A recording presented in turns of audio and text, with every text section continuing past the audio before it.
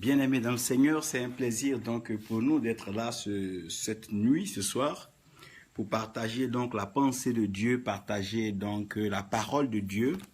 Et cette parole, je pense que va pouvoir faire du bien à quelqu'un et à quelques personnes.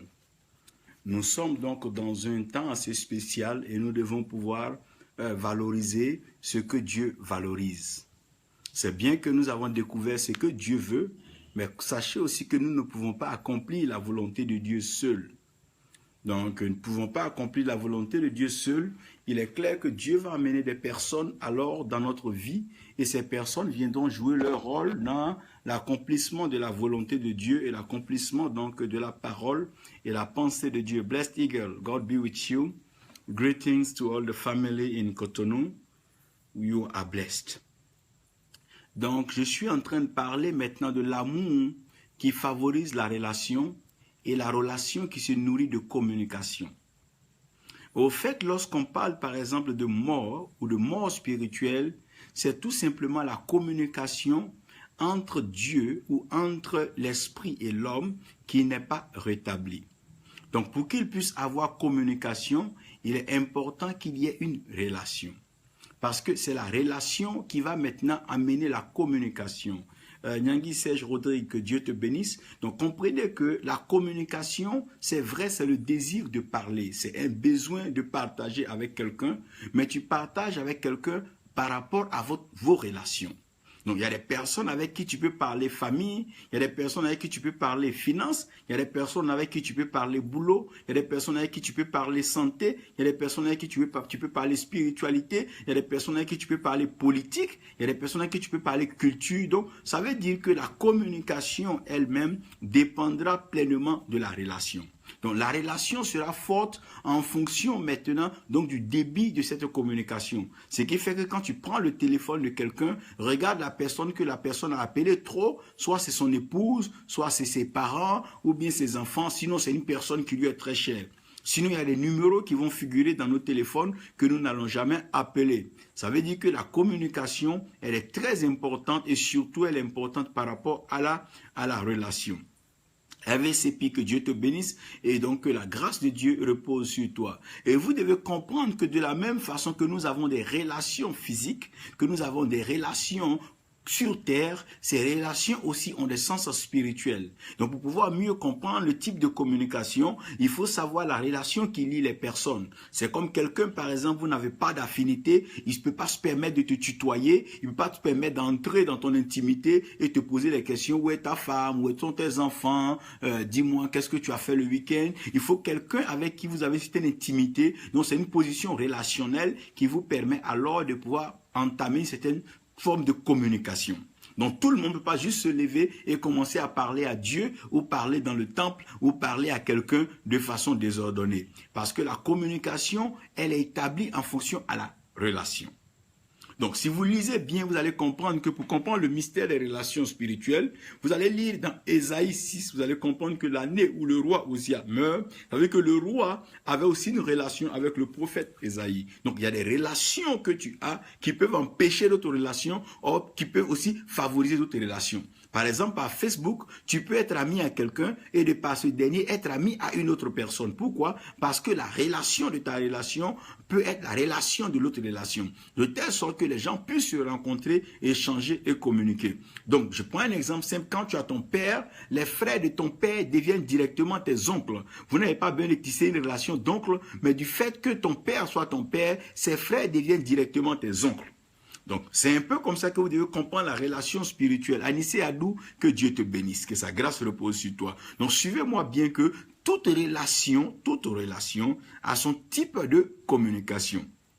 Par exemple, si tu vas par exemple à un commissariat de police, le commissaire qui s'adresse par exemple à un de ses subalternes aura un langage. Le subalterne ne peut pas employer le même langage pour s'adresser à son supérieur qui est le commissaire. Donc vous allez comprendre que lorsque nous parlons à Dieu ou quand nous sommes dans le royaume, nous devons aussi voir notre relation et revoir nos communications. Sinon, quand la relation n'est pas revue, la communication devient abusive. Quelqu'un par exemple peut appeler quelqu'un mon fils spirituel, ma fille spirituelle de façon abusive. abusive. En d'autres termes, il n'y a pas de relation de père et fils qui vous lie, il n'y a pas de relation qui vous lie. La personne ne peut pas se permettre comme ça de t'appeler père ou de t'appeler fille ou de t'appeler, je sais quoi, pasteur ou prophète. Non, tu ne peux pas appeler quelqu'un par une relation que vous n'entretenez pas. C'est comme tu vois une femme, tu dis mon épouse, ça n'a pas de sens, tu ne l'as pas mariée. Ou bien tu vois une femme, tu dis que non, c'est ma mère, mais c'est pas ta mère, elle t'a pas enfanté, elle t'a pas mise au monde. Mais nous abusons donc par moment de notre langage et notre communication n'est pas en phase avec la relation que nous entretenons.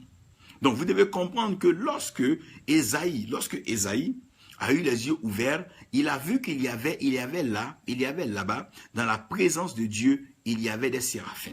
Et les séraphins avaient 6 ailes. Quand on parle d'ailes, on parle pleinement de relation. C'est l'aile qui est la relation. C'est avec l'aile qu'on fait la relation. Maman Jackie, que Dieu te bénisse. Blessing la diva. Que Dieu vous bénisse, que sa grâce repose sur vous. Donc comprenez que quand on parle de relation, on parle d'aile. L'aile, c'est l'aide. Là, le but de la relation, c'est de pouvoir apporter de l'aide dans un domaine précis. Par exemple, une cuisinière, elle apporte de l'aide dans le domaine alimentaire. Par exemple, le gardien, il apporte de l'aide dans le domaine sécuritaire. Donc chaque relation, chaque personne qui vient autour de nous vient par rapport à une mission précise et donc la position de la personne va déterminer la relation qu'on entreprend, qu'on entretient avec les personnes. Donc les séraphins là avaient 6 ailes et avec 2 ailes, les séraphins se cachaient les pieds, avec 2 ailes, les séraphins se couvraient la face et avec 2 ailes, les séraphins s'envolaient. Ça veut dire qu'un homme qui veut pouvoir bien s'envoler, il doit pouvoir comprendre que c'est pas tout on fait avec les pieds. Même dans l'eau, il y a un certain moment, on se déplace plus avec les pieds, mais on se déplace par la nage. La nage, c'est quoi? C'est quand on met les mains à profit pour pouvoir avancer.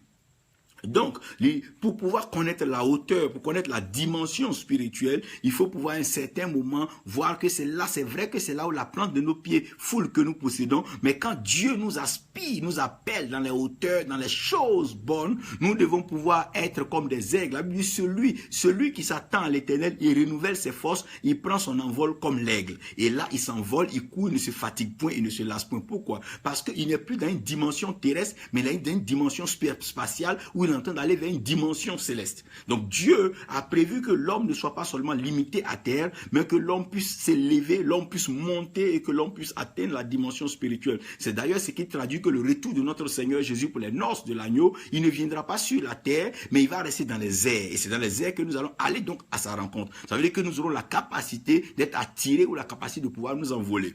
C'est aussi pour dire que ceux aujourd'hui qui prennent les balais, qui s'envolent, qui ne pensent pas qu'ils soient les seuls qui détiennent la magie ou la puissance. Non, il y aura des affrontements terribles dans les airs parce que Dieu est en train de préparer une armée qui sera pétri de la connaissance, qui sera investi de l'autorité spirituelle, qui va balayer les airs comme le vent pour faire tomber certaines personnes, certaines choses, certaines doctrines, certains systèmes qui ne glorifient pas le nom du Tout-Puissant et qui ne sont pas en phase avec le principe de l'élévation de Dieu. Par exemple, ceux qui s'élèvent d'eux-mêmes, ils tomberont, mais David dit que Dieu résiste à celui qui s'élève lui-même, celui qui est orgueilleux, celui qui s'élève lui-même, Dieu va le rabaisser, mais avec quoi? Avec les vents contraires, il y aura les vents d'opposition. Mais là, je suis pas en train de parler de ça, je suis en train de vous parler donc de la capacité que les ailes viennent apporter maintenant à celui qui porte les ailes, donc les séraphins. Donc vous devez comprendre que là, la Bible est en train de nous expliquer des relations fondamentales qui sont 6 relations. Au fait, ces 6 relations-là sont au fait 7.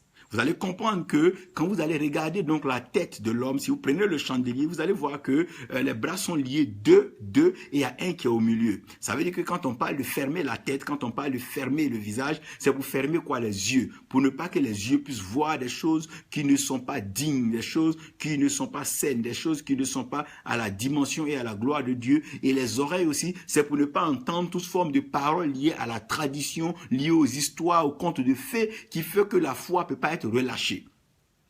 En même temps, les narines pour dire quoi? Vous ne respirez pas tout. Vous n'êtes pas obligé de respirer partout. Vous devez pouvoir distinguer le parfum de la grâce et le parfum de la gloire. On ne doit pas se mettre là où il y a les cadavres, là où il y a la mort. Non, non, non. C'est pas une odeur favorable. Mais nous devons aller là où il y a l'odeur, le parfum de bonne odeur qui monte dans la présence de Dieu. Parce que Dieu est sensible à l'odorat. Les esprits sont sensibles à l'odorat. La Bible parle aussi donc de la bouche. Donc par la bouche, on peut préserver une vie. Nos relations que nous avons, c'est nos oreilles, c'est nos yeux, c'est nos narines et c'est notre bouche. Si tu sais contrôler cette chose-là, c'est cette trou, tu sauras t'en sortir, tu sauras avancer. Ta relation avec les personnes vont demander de ce que tu vois d'eux, ce que tu entends d'eux, ce que tu respires d'eux et ce que tu leur dis. Donc, pour pouvoir entretenir donc les relations avec les hommes, tu dois être capable de pouvoir voir donc ces 7 orifices-là qui sont ces 7 trous. Si vous avez compris donc ces 7 orifices, ces 7 trous, ils sont disposés de façon spéciale. Papa Antoine, que Dieu te bénisse, que sa grâce repose sur toi pour cette œuvre d'évangélisation que tu accomplis dans la nation et dans plusieurs nations. Donc vous allez comprendre que Dieu avance avec nous, avec les relations. Donc c'est par rapport aux relations aussi que nous devons pouvoir marcher avec Dieu. Donc ça veut dire que l'attitude que nous avons dans notre communication va aussi dépendre de notre façon de voir la communication ou la relation. Quelqu'un qui se voit trop grand par rapport à son ami, il va lui parler de son piédestal, de sa hauteur. Mais quelqu'un qui voit son ami comme son alter ego, comme son frère, son égal, il va lui parler intimement et de façon gentille. Quand vous voyez des gens mépriser, blâmer des gens dans leurs paroles, c'est que ces personnes se voient trop élevées, se voient trop élevées, elles ne trouvent pas utile de baisser le ton ou ne trouvent pas utile de parler avec vous comme étant leur égal. Voilà. Donc, comprenez un peu que donc la communication, on va le sentir dans l'attitude de la personne qui communique. Par exemple, quand un professeur est en train d'échanger avec ses élèves, il y a une façon dont le professeur parle. Quand on entend une phrase dans la classe, on peut savoir si ça vient du professeur ou si ça vient d'un élève. Parce que le professeur, il a une certaine autorité, une suffisance dans la connaissance, parce que c'est lui qui est en train de dispenser la connaissance. C'est en cela que vous allez voir que le professeur, quand il parle, les élèves sont au moins attentifs parce que chacun écoute. Son succès à l'école dépendra de ce que son professeur dit. Donc, l'attitude dans la communication va dépendre aussi de la position de la personne. Donc, la position devient importante parce que la position va inspirer donc la communication. Si on t'a appelé pour dire que non, tu es un modèle, ça veut dire que ta façon de nous parler doit être la façon d'un modèle. Si on t'a appelé, par exemple, si un chef d'État doit s'adresser à ses citoyens ou bien à son peuple, il ne leur parlera pas, par exemple, comme s'il était en train de parler à ses collègues présidents. Non, non, non. Il aura un langage pour pouvoir parler au peuple parce que dans le peuple, tout le monde n'est pas président, tout le monde n'est pas au fauteuil, tout le monde n'est pas au palais, tout le monde n'a pas la même aisance, tout le monde n'a pas tout ce bonheur de vivre. Donc, il va falloir doser le langage pour que chacun et chaque compartiment du peuple puisse recevoir sa portion et pouvoir s'aligner par rapport à sa relation avec donc cet homme élevé en position de président. Donc, vous devez comprendre que lorsqu'il vient à Dieu, nous avons 7 positions. Et ces 7 positions, je veux que vous les reteniez rapidement. Il y a d'abord la position d'en haut, il y a la vue d'en haut. Il y a la vue d'en haut. Celui qui est en haut ne te voit pas de la même façon que celui qui est en bas de toi. C'est pour ça que celui qui est en haut de toi peut t'insulter, peut te mépriser. Mais celui qui est en bas de toi, il te soutient. Il veut que tu sois élevé parce que plus tu montes, lui aussi il monte. Quand tu montes, il espère. Donc, il y a la position d'en haut et il y a la position d'en bas. Vous allez comprendre aussi que lorsque tu te mets par rapport au cœur, il y a la position à droite et il y a la position à gauche. Vous voyez que celui qui est à droite de toi n'a pas la même façon de te voir et de te parler comme celui qui est à gauche de toi. C'est pour ça que les amis sont à droite. On appelle les bras droits. Les vrais amis sont à ta droite. Tes amis seront toujours à ta droite parce que tes amis te soutiennent. Tes amis t'épaulent. Mais tes ennemis se trouveront pour la plupart du temps à gauche de toi. Ceux qui s'opposent pleinement à toi seront à gauche de toi. C'est pour ça que quand on parle d'un parti, on parle de l'opposition comme étant la gauche. Pourquoi on parle de la gauche? La gauche, c'est pas parce qu'ils sont gauchers. Non, c'est tout simplement parce qu'ils sont opposés. Ils sont pas en accord, donc en phase et en adéquation avec ce qui se fait. Excusez-nous, nous avons donc une coupure d'électricité ici, mais je pense que si Dieu fait grâce, on peut continuer donc le message. Excusez-nous donc, suivez donc ce message comme ça. Nous avons un problème d'électricité. Donc après la position de gauche, vous avez aussi des gens qui seront en avant, qui seront devant vous, et vous aurez des gens qui seront aussi derrière vous. Et si vous avez des gens qui sont devant vous, c'est bien que vous pouvez avoir aussi des gens qui sont derrière vous. Excusez si vous ne me voyez pas trop bien et que vous entendez ma voix, continuez de suivre le message parce que nous sommes dans une zone où il y a un petit problème d'électricité. Je pense que ça sera rétabli d'ici là. Donc, que Dieu vous bénisse pendant que nous continuons dans notre enseignement, pendant que nous continuons donc dans notre dégustation de la parole de Dieu. Fodé Kouyaté, que Dieu te bénisse, que sa grâce repose sur toi. Transmets mes salutations à ton grand frère Kouyaté. Dis-lui bien une chose de ma part. Donc, il y a la position devant et à la position donc derrière. Donc il y aura toujours des gens devant toi, il y aura toujours des gens derrière toi. Donc ceux qui sont derrière toi n'auront pas la même façon de te voir ou de te parler que ceux qui sont devant toi. Par exemple, quand tu vas à l'école, quand tu es en 5e, celui qui est en 4e, il ne te voit pas de la même façon que celui qui est en 6e. Celui qui est en 6e, il est derrière toi. Donc au contraire, il attend de recevoir de toi, il attend de voir comment est-ce que tu peux donc l'inspirer et comment est-ce que tu peux l'éclairer. Donc merci bien pour le prophète Jérémie qui me permet d'avoir donc de la lumière pour que vous puissiez au moins voir un peu ce qui est en train de se passer. Donc en fonction des positions que nous allons occuper, il y a une relation qui nous sera donc accordée. Et donc chaque relation aussi a ses exigences et a ses bénéfices. C'est pour ça un enfant qui a un père aura aussi un bénéfice par rapport à l'enfant qui est orphelin. Vous devez comprendre que chaque position que nous avons et chaque relation nous donne aussi droit à des avantages, mais nous avons aussi notre contrepartie. Cela nous exige quelque chose. Jack, voici Narcisse, que Dieu te bénisse, que sa grâce repose sur toi, que tes entreprises continuent de prospérer à Yamoussoukro dans la ville où tu t'établis. Tu es un homme béni. Donc, suivez bien que la première relation par laquelle je veux commencer est la relation que je trouve assez importante, qui est indispensable pour tout être humain sur la terre.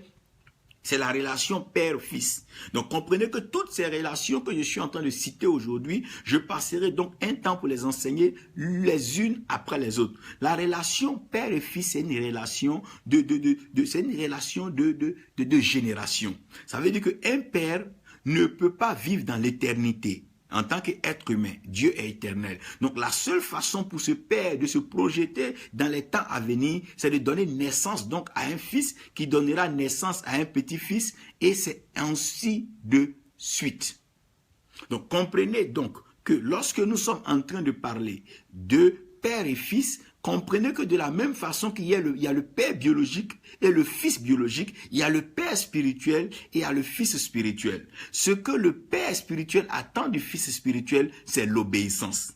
Parce que c'est le père spirituel qui a l'héritage. C'est le père qui a l'héritage. Le fils n'a pas l'héritage. C'est le père qui a l'héritage et c'est le père qui approuve le fils à être héritier en fonction de l'attitude et du comportement du fils. Donc si le fils n'est pas digne, le fils n'est pas intègre, que le fils n'écoute pas, il n'est pas obéissant au père, le père peut adopter un autre fils et ce fils-là peut devenir son héritier. Parce que celui que tu adoptes d'abord, tu dois fournir des papiers pour dire que tu approuves, c'est par ton consentement que tu l'introduis à ta lignée et à ta famille. Alors ce dernier-là peut hériter de toi.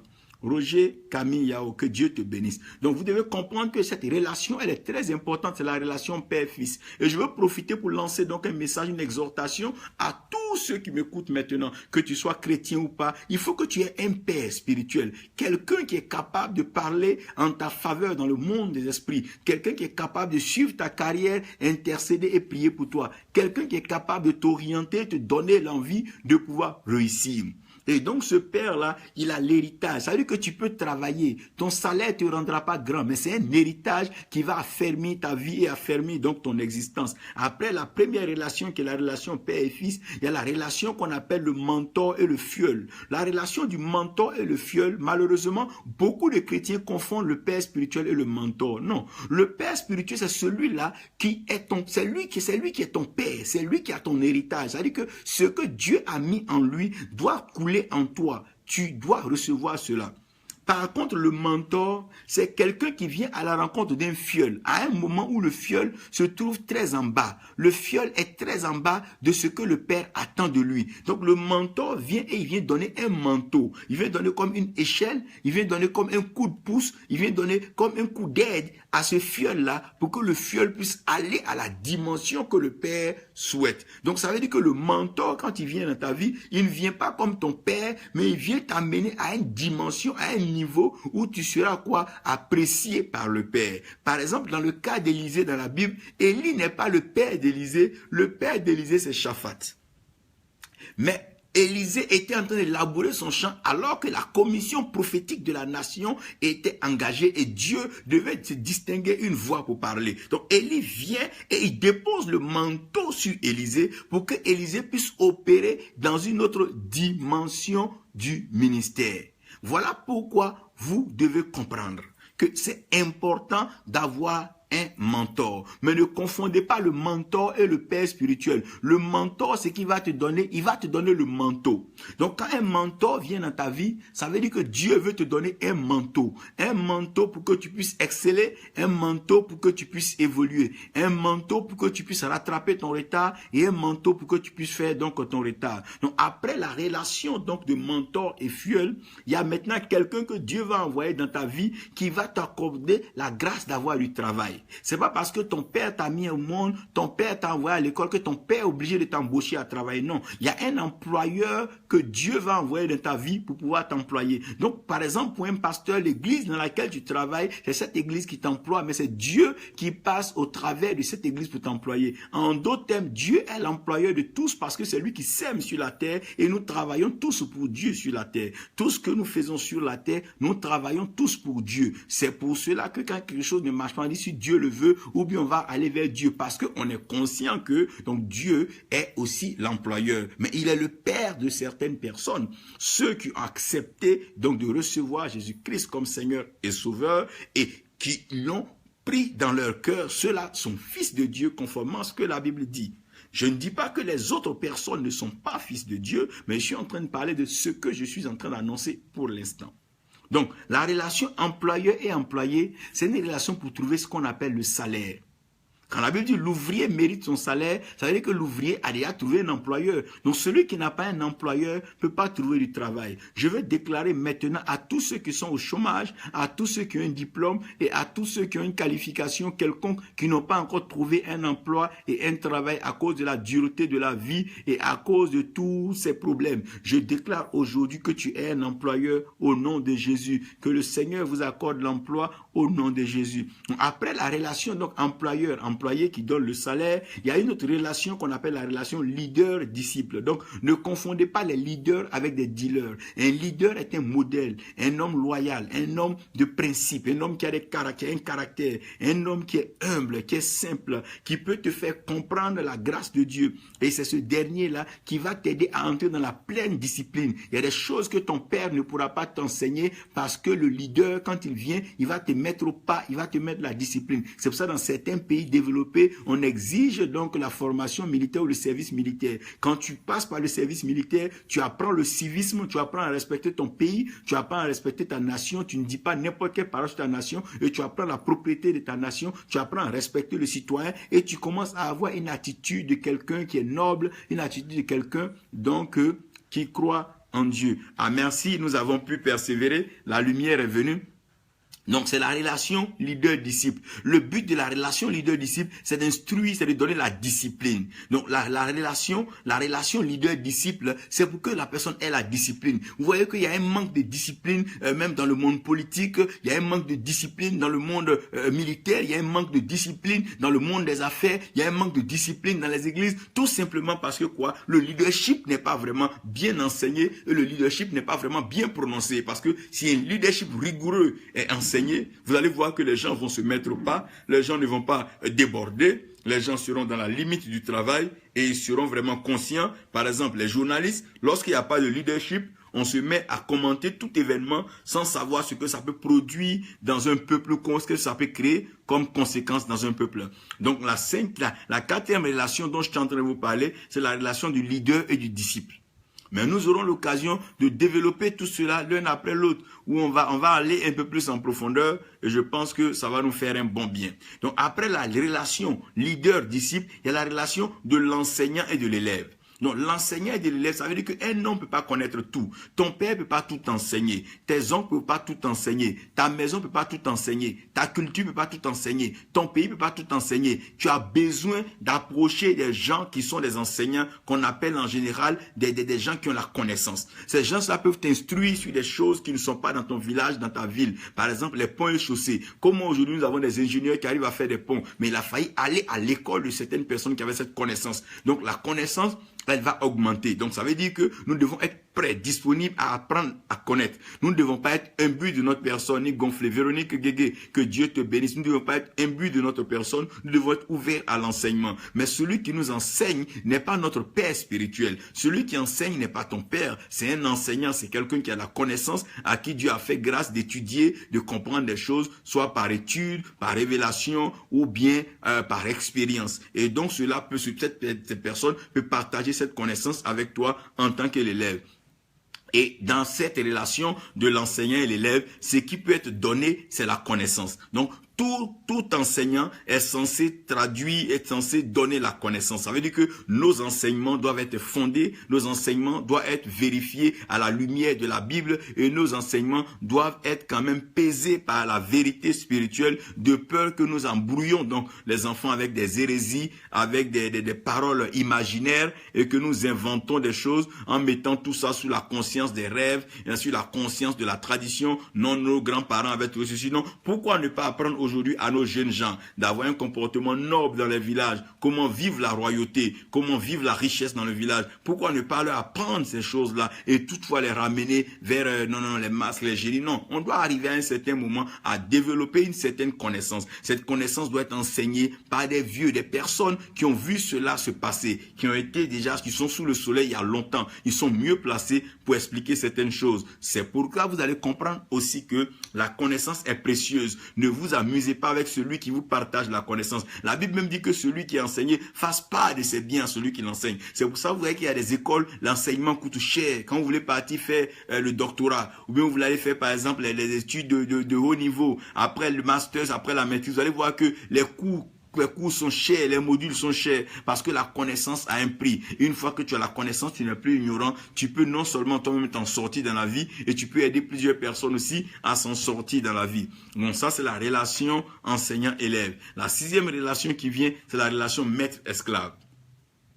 La relation maître-esclave est une relation utile au Père et utile à Dieu. Pourquoi? Parce que quand le Fils devient orgueilleux, le fils devient désordonné, le fils est devenu impoli, le fils ne se soumet plus à rien, Dieu est obligé de l'envoyer en captivité. Et en captivité, le fils apprend ce qu'on appelle la soumission. C'est pour ça que Dieu disait à Abraham que tes enfants vont aller en esclavage, donc en captivité pendant 400 ans. Pourquoi? Je veux briser leur ego, je veux briser leur orgueil, je vais enlever d'eux tout cet orgueil, ce qui fait qu'ils pensent qu'ils sont si grands. Je vais les briser. La maladie peut être le maître, quelqu'un qui n'est pas humble. On lui dit de ne pas manger du sucre. Dès qu'il se réveille du matin, il a du sucre dans sa bouche, il commence à broyer le sucre comme il veut. Le diabète va venir et le diabète va devenir comme le maître. Il va être privé de sucre, il va commencer à ne même plus prendre des trucs sucrés, il va être éloigné de tout ce qui est glucosé. Sur une période, quand il sortira de là, même quand il va avoir un carreau de sucre, il va méditer, réfléchir avant de mettre ce carreau dans sa bouche. Donc le maître vient pour pouvoir t'assujettir. Et vient pouvoir te soumettre à la raison. Quand on te parle de non, tu ne veux pas, Dieu envoie quelqu'un qui a une violence inimaginable. Il vient t'assujettir pour que tu puisses comprendre que ce que tu refusais de voir avec tes deux yeux, ce que tu as refusé d'apprendre dans la sagesse, dans la douleur, tu vas le méditer, tu vas le réfléchir. C'est un peu comme par exemple souvent la tension. Quelqu'un pour rien, il aime mettre du sel, les arômes dans sa sauce partie et là, quand il va commencer à avoir donc cette prise là, il va dire non là, je suis pas, non, je vais plus manger trop de sel. Ça veut dire que comment est-ce que l'homme lui-même ne veut pas changer? C'est la relation maître-esclave qui amène l'homme à se voir. Lorsque tu te rends compte que, par exemple, la pauvreté t'a malmené, quand tu commences à avoir l'argent, tu vas pas faire une école de gestion, non, une économie. Tu apprends toi-même à gérer, tu apprends à dépenser utile, tu apprends à faire ce qui est meilleur. Mais quand tu n'as pas reconnu la pauvreté, dès que tu as de l'argent, tu vas te mettre maintenant sur des chaînes, commencer à distribuer pour dire que tu es en train de travailler, distribuer l'argent. Mais le jour que la pauvreté va te prendre dans sa prison, le jour que la misère va te prendre, te capturer, quand tu seras dans la captivité de la misère, où tu ne sais même pas quand le prochain mai va venir, à peine tu as un morceau de pain, tu ne sais même pas où se trouve l'autre morceau de pain, quelqu'un même a bouffé son pain, il a jeté, c'est là que tu vas aller prendre. Tu vas réfléchir, quand Dieu te donnera de l'argent, tu vas apprendre à le gérer. Toutefois que tu auras une occasion financière, tu vas apprendre à gérer cela. Ma pied le coup, que Dieu te bénisse. Donc comprenez un peu. Donc la relation maître-esclave est une relation que Dieu ne veut pas vraiment. Mais à cause de l'orgueil de ses enfants, à cause du comportement de ses enfants, Dieu a oublié d'insérer, donc d'intégrer cette relation. Par exemple, tu es une jeune fille, ta mère te parle, tu veux pas écouter ta mère, ton père te parle, tu lui parles mal. Et un jeune garçon qui sera dehors, il va pas t'aimer. Non seulement il va bouffer, il va dépenser ton argent, il va abuser de toi, il va te frapper. Par moment, tu as fui pour rentrer à la maison. Tu vas comprendre que ce que tu refuses d'apprendre chez tes parents, il y a quelqu'un dehors qui est prêt à t'enseigner cela par tous les moyens. C'est cette relation-là, le maître-esclave. C'est une relation qui n'est pas facile. Lorsque tu vois une nation qui commence à être trop gonflée, trop imbue de sa richesse, et bien but de sa beauté, Dieu envoie une autre nation pour venir la sujettir, pour que cette nation apprenne la captivité, l'esclavage. Quand tu apprends maintenant, ils apprennent maintenant à partager, ils apprennent l'unité, ils apprennent maintenant les bonnes voies, ils apprennent les mœurs, les meilleures choses maintenant. Ils parlent d'unité, oui, ils parlent de réconciliation. Pourquoi? Parce qu'ils ont compris, quand un peuple devient trop gonflé, trop de haine, trop de rancune, la guerre vient comme étant un maître pour venir commencer à sujettir, taper à gauche, taper à droite dans tous les sens, créer des destructions massive. Après cela, chacun s'assoit et chacun prend conseil. Comme si la paix n'était pas d'abord inspirée, la paix n'avait pas été enseignée avant. Ce que tu veux pas enseigner, ce que tu veux pas apprendre, mais finalement, le maître va t'enseigner cela. Mais la 7e relation, c'est la relation des frères et les sœurs. Donc, entre frères et sœurs, ce que Dieu attend entre nous, c'est que quoi? Nous aimons les uns les autres.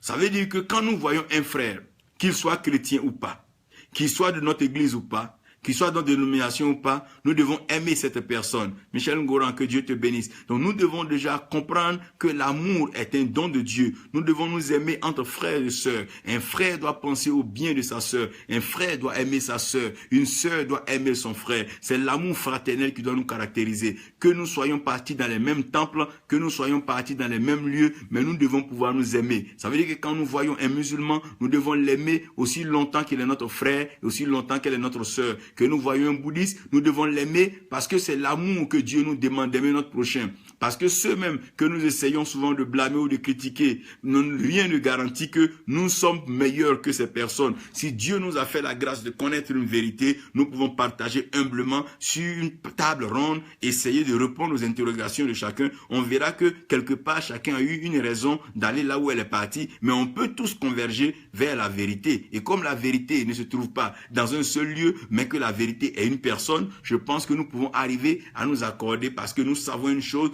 tout le monde est vrai que l'Éternel est Dieu et Dieu dit la vérité. Dans toutes les pratiques sur la terre, tout le monde sait que Dieu dit la vérité. Donc, je vais vous amener maintenant à comprendre que ces 7 relations sont les 7 relations qui vont guider la vie de tout homme.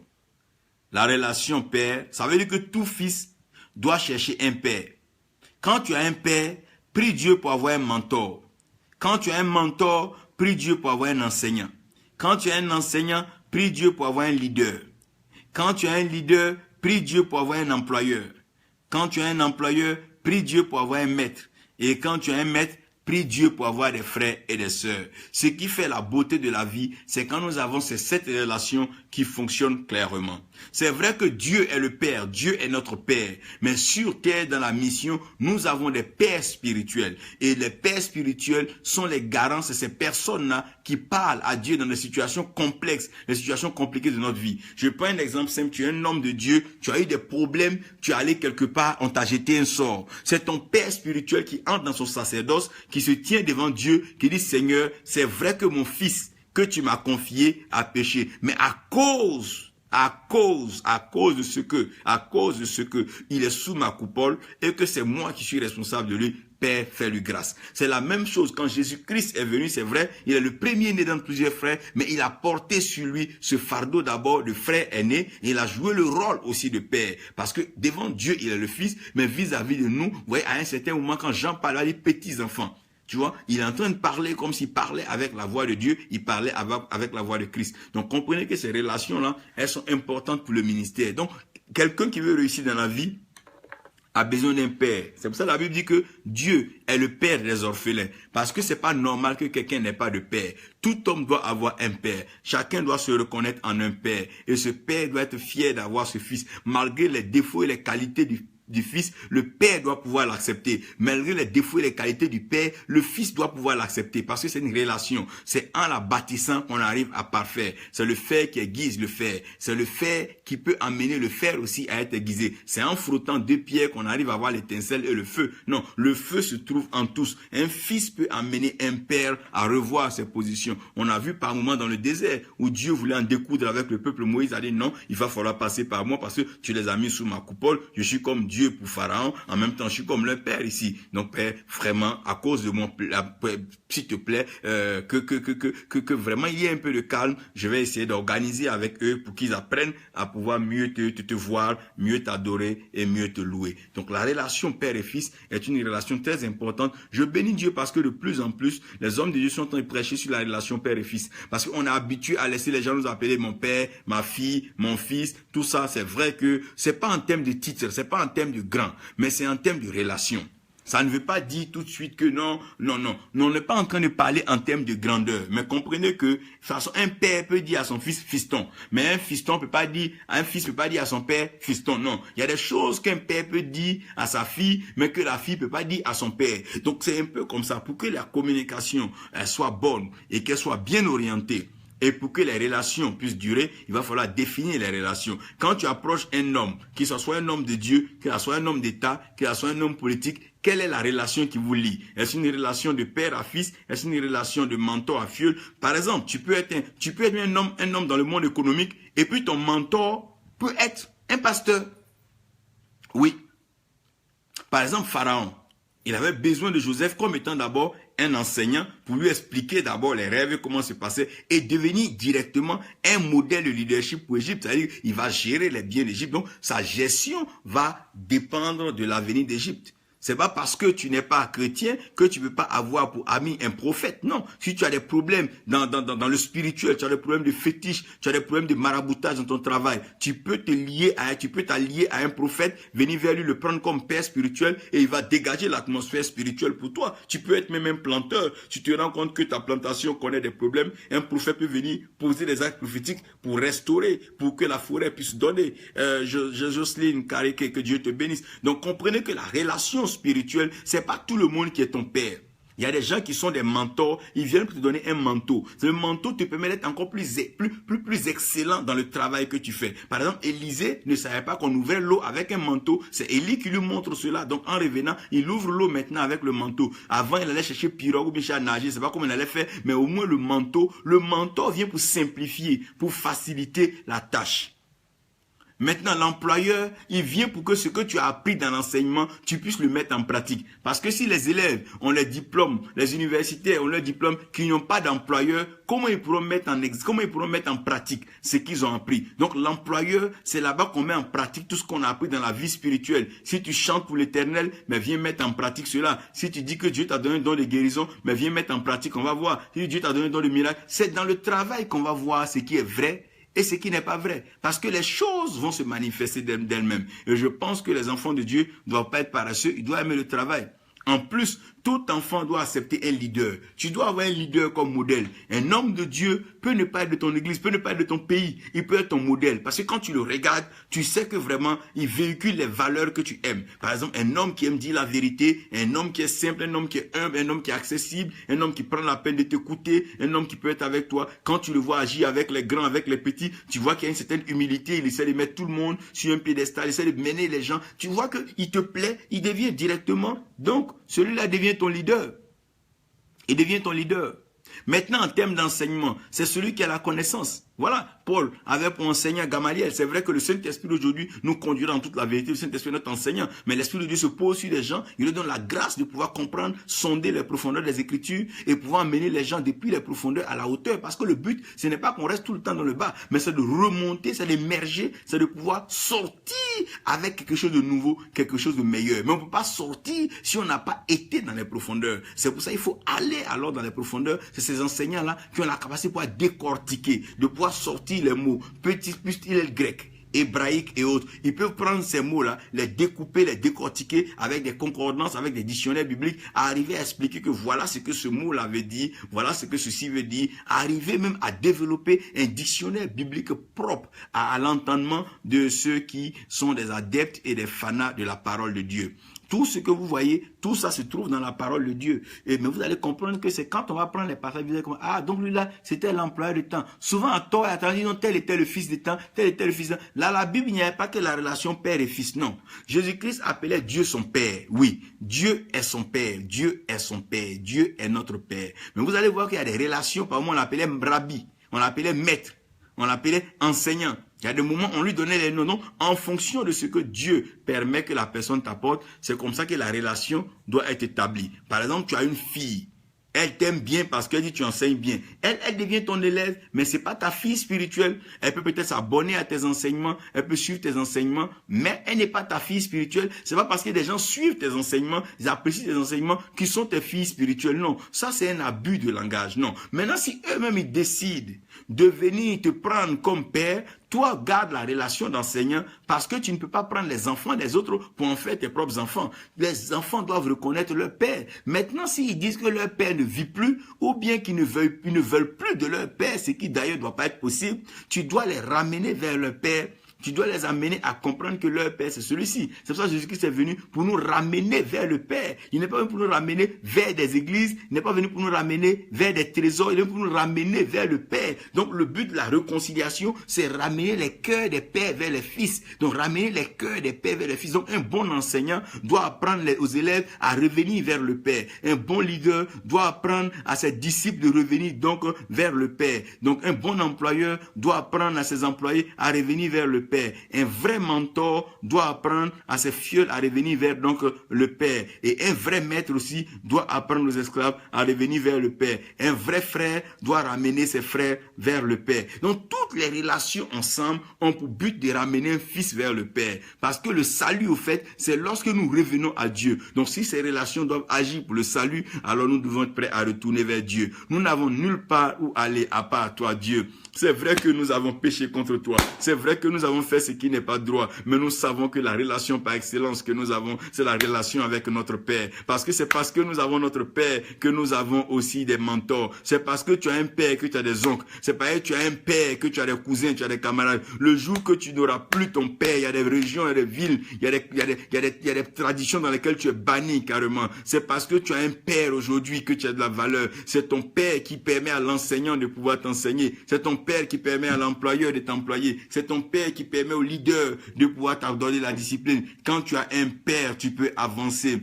Cramo, Kofi, Léonce, que Dieu te bénisse. Vous devez comprendre que la relation père et fils est une relation primordiale. Ne plaisantez pas avec la relation père et fils, parce que c'est à travers le père que vous pouvez avoir donc le mentor. C'est parce que Élisée travaillait pour son père Shaphat que dans le champ, Élie est passé par là. Quand la relation père et fils est une bonne relation, les autres relations sont meilleures.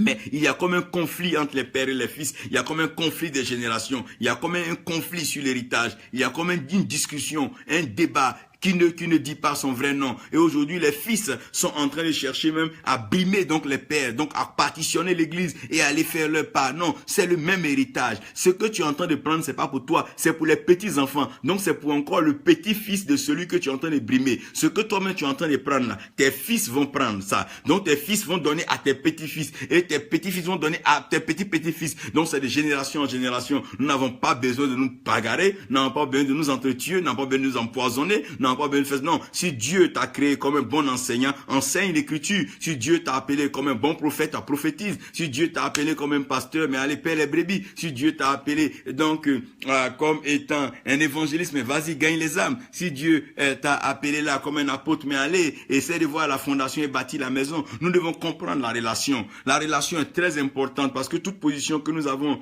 vis-à-vis de Dieu nous donne une relation. Celui qui se croit au-dessus de Dieu, c'est qui pense qu'il est arrivé. Dieu va lui envoyer un maître. Et c'est ce maître qui va l'assujettir. Quand un homme pense qu'il est trop arrivé, il pense qu'il est plus grand que son père spirituel, soit une maladie ou bien une malédiction vient le frapper. Et c'est quand il s'écroule maintenant que le père tend la main pour dire non fils, ne crois pas que tu es meilleur. Parce que je sais pourquoi est-ce que je vais t'élever. Le père, c'est vrai, met son fils sur ses épaules pour voir loin. Mais le fils ne peut pas s'arrêter sur la tête du père pour se comporter comme il veut. Faites attention parce que chaque relation a aussi une bénédiction. Là aussi il y a une bénédiction et une malédiction. Lorsque le fils désobéit au père, lorsque le filleul désobéit au mentor, tout ça, il y a des conséquences. Mais je ne veux pas rentrer dans le côté des conséquences maintenant. Je vais vous présenter ces relations. Je prie que Dieu accorde ces relations à chacun de vous. Celui qui n'avait pas de père spirituel, que la grâce de Dieu t'accorde un père spirituel. Que par inspiration, Dieu te fasse rencontrer un homme plein d'amour, un homme qui le connaît, qui croit en lui et qui va te couvrir, qui sera prêt à t'aider à remonter, qui va t'aider à rattraper ton retard, qui va t'aider à refaire ta vie pour que tu sortes de l'opprobre, de l'humiliation, et que tu sortes de la poussière, de la bassesse des cendres, afin que tu deviennes une personne bâtie pour la gloire de Dieu. Celui qui est en quête de mentor, que Dieu envoie quelqu'un qui déposera son manteau sur toi. Toi qui n'avais pas de vision hier, tu auras la vision. Toi qui n'avais pas une clarté de la vie, qui avait peur des choses, tu vas commencer à avoir un zèle, l'audace, et tu seras courageux pour avancer et affronter. Que celui qui n'avait pas d'employeur, que Dieu lui envoie un employeur afin qu'il trouve un emploi, un travail, de quoi nourrir sa famille au travers du salaire que lui sera donné. Que celui qui a besoin de leader, que Dieu lui apporte un leader pour lui enseigner la discipline spirituelle. Comment même entrer, dans un temple. Excusez-moi, j'ai envie de dire certaines choses. Et que Dieu fasse grâce, que tout élève ait un enseignant. Personne n'est ignorant, il n'y a que celui qui ne veut pas apprendre. Dieu a toujours permis que notre tête ne soit pas trop grosse pour ne pas qu'on pense qu'on a trop. Mais on peut toujours apprendre, on peut toujours s'asseoir au pied de quelqu'un apprendre. On peut toujours s'instruire dans un livre, on peut toujours lire la Bible et apprendre de nouvelles choses. Chaque fois que tu lis la Bible t'enseigne de nouvelles choses. Il faut que nous apprenions cela à pouvoir être enseigné. La relation maître-esclave, que Dieu emmène toujours un maître dans la vie de celui qui est insubordonné, celui qui ne veut pas se soumettre, celui qui ne veut pas respecter l'autorité du père. Par exemple, Absalom pensait qu'il était devenu trop fort, mais David l'a livré. David a compris que c'était pas à lui de le mater, mais le maître d'Absalom, c'était le bois. Un bois pendu Absalom, par ses cheveux. Faites attention. Quand Dieu vous met à côté d'un père spirituel, soyez obéissants, aimez-le de tout cœur, servez-le de tout cœur. Faites tout ce que vous avez à faire. Lorsque le Père est satisfait de vous, l'héritage ne s'éloigne jamais de vous. Lorsque le Père est fier de vous, l'héritage ne s'éloigne jamais de vous. Donc, prochainement, j'aurai l'occasion de parler donc des positions, des relations, leurs implications, avantages et conséquences. Donc, que Dieu vous bénisse, que sa grâce repose sur vous et que sa paix soit avec vous. Merci d'avoir suivi cela, nous prions. Père Céleste, tu as l'autorité spirituelle suprême. Tu règnes dans le ciel et sur la terre, tu accomplis tes œuvres. Viens par ta parole et bénis tes enfants. Accorde-leur la relation spirituelle qu'il faut pour le temps. Accorde-leur ce qu'il leur faut pour pouvoir exceller dans le ministère, dans cette œuvre sur cette terre. Béni sois-tu pour ta fidélité et surtout pour ton amour. Nous savons que tu exauces toujours ta parole, car tu l'as promis et tu le feras. Merci Père pour ta fidélité encore, au nom de Jésus. Amen.